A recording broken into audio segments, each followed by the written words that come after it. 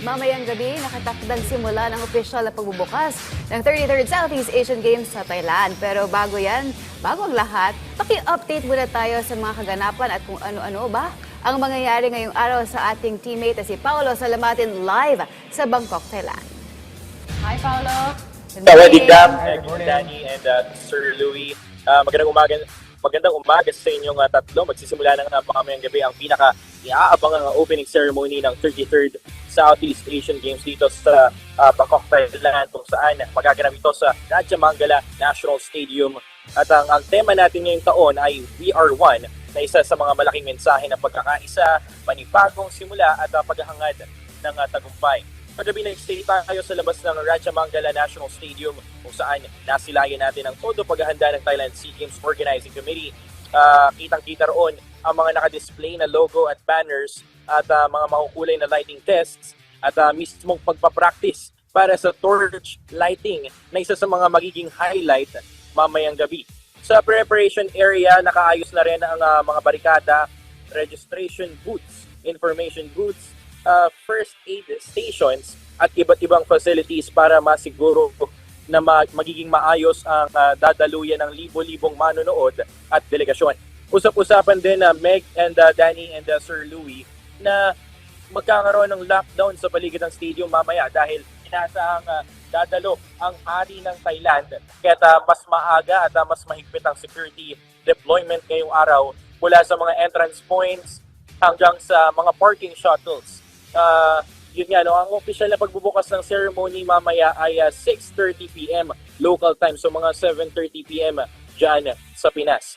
Bubungad sa gabi ang pagdating ng mga dignitaries, kasunod ng parade of athletes mula sa 11 Southeast Asian participating countries kung saan ibabandera ng Thailand sa parada ang kanilang humigit kumulang 500 mga atleta. Sa artistic performances, kaabang-abang din ang ipapamalas na 5 malalaking segments na bibida kung saan ibibida nila ang pinagsamang tradisyon at makabagong teknolohiya ng Thailand na kung saan may makikita rin dito ang mahigit 500 mga estudyante mula sa iba't ibang eskwelahan at universidad. Bukod sa celebrity appearances, may inihanda rin umano ang mga organizers na surprise performance na tanging mga nasa loob ng stadium lamang ang makakakita. Maliban pa rito, kabilang din sa programa ang final torch lighting na gagamit ng environment-friendly technology para sa kanilang Green SEA Games. No, kasama sa programa ang Muay Thai legend na si Buakaw, no, na inaasahang magiging isa sa mga magsisindi ng Thailand SEA Games Voltron. At yan na muna mga latest dito sa Bangkok, Thailand. Paolo Salamatin para sa Atletang Pilipino, para sa Bagong Pilipinas. Meg, Danny, and Sir Louie. Yes, Paolo. Ito, based doon sa interaction mo. Nakalimutan ko banggitin kanina, doon sa magaganap na opening ceremony, magkakaroon ng, ayoko sana sabihin to pero sige sabihin ko na, magkakaroon doon mamaya doon sa final part ng opening ceremony, meron silang pasabog doon, no? May parang may magmamawi-wawi ata doon sa cauldron. Biro lang. Walang ganun. Biro lang. Nagjo-joke lang. Pero alam mo, partner, ramdam ko yung excitement. Yes. Kasi nung nagko-cover din ako ng Southeast Asian Games, iba talaga yung mood tuwing opening ceremonies. At siguradong pinaghandaan niya ng Thailand kaya may mga Oo. pasabog mamaya. Ito, Paolo, no, mula sa yung interactions with the athletes and coaches, kamusta sila? Are they feeling excited, pressured ba, or mataas ang moral ng ating delegasyon?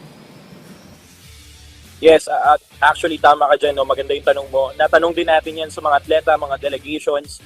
No? Kahapon, nakausap natin si ating two-time Olympian na si Yumir Marshall. No? Sabi niya, excited na talaga siyang maglaro dito sa SEA Games sa Thailand. Kabilang na nga dun sa magaganap na opening ceremony mamaya dahil lahat sila, mga boxers natin, talagang ready na at lahat ng mga boxers natin dadalo mamaya dun sa opening ceremony dahil ito nga, no, binanggit din ni POC President Abraham Mambol Tolentino kahapon na nung nakapanayam natin siya na bababa dun sa initial na 300 delegations na dadalo dito sa opening ceremony. Di ba bumaba ng 200 na lang? Ngayon ay bababa pa na lalo ng hanggang siguro mga estimated nila mga nasa 140 Philippine delegation na lang ang dadalo dito sa opening ceremony dahil may mga iba pang NSA na hindi makakaabot doon sa oras na kanilang flight, no? At yun nga no, na naging dahilan upang lumiit yung mga delegado na natin nalalahok dito sa opening ceremony. Yung mga damit, no, kasi meron silang official apparel na susuotin doon sa parade, sa athletes parade. Yung iba naman, kumbaga parang ibibigay doon sa ibang mga gustong mga delegation na dumalo doon sa opening ceremony. Pero bukod dyan, hindi rin natin makikitaan ng presensya itong si POC President Abraham Bambol Tolentino dito sa opening ceremony dahil sabi niya kahapon para sa mga atleta lamang ito at time nila yan, no? Sabi niya time nila yan. Huwag na nating samahan, no? Sa kanila yon. Kumbaga puro mga atleta, coaches lang ang makikita natin doon sa opening ceremony. Paolo, bukod sa opening ceremony, ano-ano ba yung mga ina-expect natin maglalaro today? Bukod sa opening ceremony, ngayon merong tatlong events na maglalaro ngayong araw, which is yung baseball, cricket, at ang sepak takraw.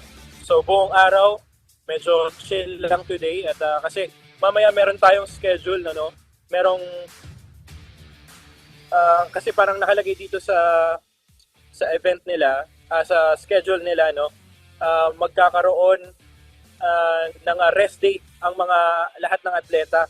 Pero mamaya meron tayong lunch, sa National Broadcasting Services of Thailand, NBT.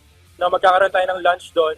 So lahat ng mga delegations na dadalo sa magaganap na opening ceremony ay pupunta doon mamayang alas 11 ng umaga at mag-check-in sila pagdating ng alas 12. Ibibigay yung mga wristbands ng mga delegation na papasok doon sa opening ceremony. Pagkatapos ito, pagdating ng 1 p.m. ay magkakaroon ng mandatory briefing doon sa media press center or media center. After nito ay magkakaroon ng shuttle bus. Sasakay sila sa mga shuttle bus, papunta doon sa Raja Mangala National Stadium kasi medyo malayo ang mga venues dito, parang mga nasa 1 hour to 1 hour and a half yung travel time sa bawat venues, Plus yung mga traffic pa dito talagang napakatindi, Medyo matindi rin talaga yung traffic dito pero all in all talagang nakakaabot naman kami sa mga venues. So, aagahan mo lang talaga yung alis, After nito, pagdating ng 2:30 p.m. ay magkakaroon ng 3:30 p.m. Dadating na yung mga delegation doon sa Raja Mangala National Stadium at magkakaroon ng mga inspections, yung mga protocols, and then magbibigay ng mga refreshments. Kasi once na pumasok ka na doon sa National Stadium, mahihirapan ka ng lumabas, or kahit mag-CR man lang dahil nga magkakaroon ng maagang lockdown dito dahil dadalo yung hari ng Thailand. Nakakalat din yung mga security personnels nila. So nandito lahat. Hindi lang natin sure kung magkakaroon ng signal jam, pero titignan natin, magbibigay tayo ng update mamaya. So ayun, estimated mga nasa 6:30 p.m. local time to 7 p.m. ang start ng opening ceremony or 8 p.m. dyan sa Pilipinas. So yun na muna ang mga latest, Danny. Maraming salamat, Paolo. Hi, Paolo. Louie here. So, aside from our Philippine flag bearers na si Alex Ayala at si Brian Bagusan, who are we expecting among our delegations na maparada dun sa ating opening ceremonies?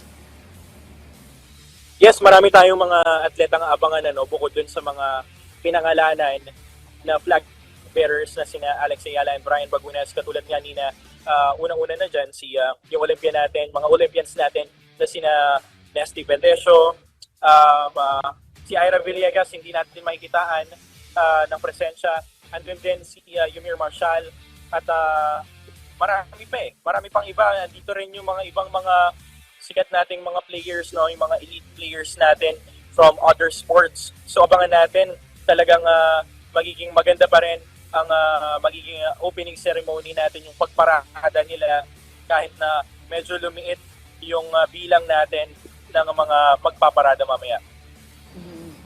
Ako, very exciting yan, no? And I'm sure si Paolo very excited na rin mamaya. At ang daming events today. So, Well, tatlong yes. sporty Kung events. pwede nga lang baka pumuslit ako din sa loob baka sumama rin ako sa parada. Oo, pwede bawal yan. Bawal. Meron ka namang media pass eh. Alam mo, Paolo, naiinggit ako kasi si Buakaw is actually one of my biggest idols pagdating sa contact Yes, oo. sports. Si Buakaw. Actually, si Rod Tang din nandito. Na-meet ko siya nung parang first day ata namin dito, nung paglapag lang namin. Pumunta kami din sa gym nila kung saan nag-gym yung mga Muay Thai athletes natin. Si Rod Tang, no, nakausap natin. Pero hindi kami magkaintindihan. Yan lang ang problema doon. Maraming Alright, salamat, maraming salamat, Paolo. Salamatin live sa Bangkok, Thailand. Samantala, nahirapan ng Philippine Hockey 5S Women na makapasok sa depensa ng Malaysia at Indonesia sa kanilang preliminary matches kahapon. Natamo ng Hockey 5S squad ang isang 0-13 na pagkatalo laban sa Malaysia. Habang nagtapos naman sa score na 0-7 ang match, up ng pambansang koponan kontra sa Indonesia sa pagsasara ng preliminary round.